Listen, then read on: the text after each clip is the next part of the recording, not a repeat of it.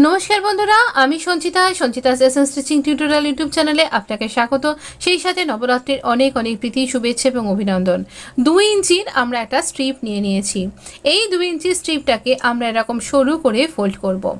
একদম 2 সুতো এরকম মতন করে ফোল্ড করে নিচ্ছি। আর এটা একটা স্লিপ কাট করে নিয়েছি। 2 ইঞ্চি বেশি রেখেছি এই উপরের দিকে যেখানটা শোল্ডারটা জয়েন্ট করা হবে।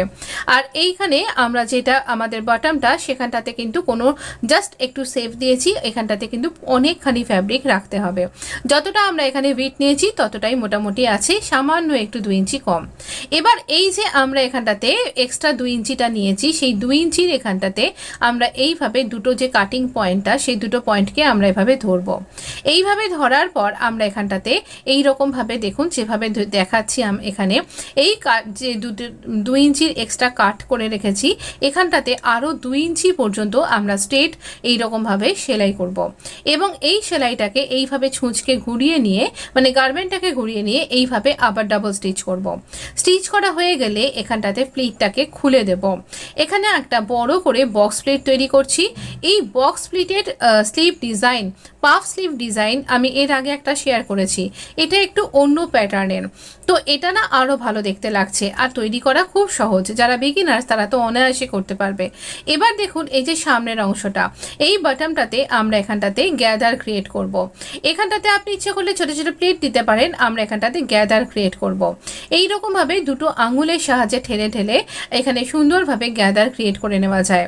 এই গ্যাদারটা দেখতেও খুব ভালো লাগে, তৈরি করা খুব সহজ। যে কোনো কেউ মানে যারা একদম জাস্ট সিভিং মেশিনটা চালাতে জানেন তিনিই করতে পারবেন। তো এখানে ড্রেসের সাথে ম্যাচিং করে আমি এরকমভাবে গ্যাদার ক্রিয়েট করলাম। এবার এটাকে ফোল্ড করে এরকম মেপে নেব যে যতটা আমার বটমটা আছে তার সেটা কমপ্লিট হলো কিনা। আমার বটমের জন্য লাগবে 7 ইঞ্চি ফ্যাব্রিক, এটা ডাবল করে। তাহলে এখানে আরেকটুখানি আমরা প্লিট এক্সট্রা বাড়িয়ে নেব। আমরা 1 ইঞ্চি মতন একটু একটু করে বিভিন্ন জায়গায় আর একটু করে প্লিট দিয়ে নেব। দেখুন এইরকমভাবে দুটো দিককে জুড়ে দিচ্ছি, দিয়ে আর একটুখানি কমিয়ে দিচ্ছি। তো এরকমভাবে আমার যখন এই বটমটা কমপ্লিট হয়ে গেল, এই যে আমরা এখানে ফ্রিল যেটা এখানে স্টিচ করেছি সেটাই ফ্রিল তৈরি করব। এইরকমভাবে ছোট ছোট প্লিট দিচ্ছি, প্লিট দিয়ে আমরা এখানে ফ্রিল তৈরি করছি। আপনি যদি কোনো বেঙ্গলের কোনো সিনেমা পুরনো দিনের কোনো ইন্ডিয়ান মুভি দেখে থাকেন, যে কোনো রকমের হিন্দি হোক বাংলা হোক, তাহলে দেখতে পাবেন নায়িকাদের হাতার যে ব্লাউজের হাতার ডিজাইনটা এই রকম ফ্রিল দেওয়া থাকতো। এই ডিজাইনটা বাচ্চাদের ফ্রকেও থাকতো। আর এখন অনেক ক্ষেত্রে বিভিন্ন কুর্তি কামিজেও এই ধরনের কিন্তু ফ্রিল স্লিভ খুব চলছে, মানে ভীষণ ট্রেন্ডিং বলতে পারেন। আপনি এটা একবার আপনার ড্রেসে অ্যাপ্লাই করতে পারেন, ভীষণ ভালো লাগবে। আমি যে কুর্তিটা তৈরি করছি তাতে এই ধরনের ফ্রিল স্লিভটা ভীষণ ভালো লাগবে বলে এটাতে এইরকমই করলাম। আর পাফ স্লিভটা এখন ভীষণ ট্রেন্ডিং।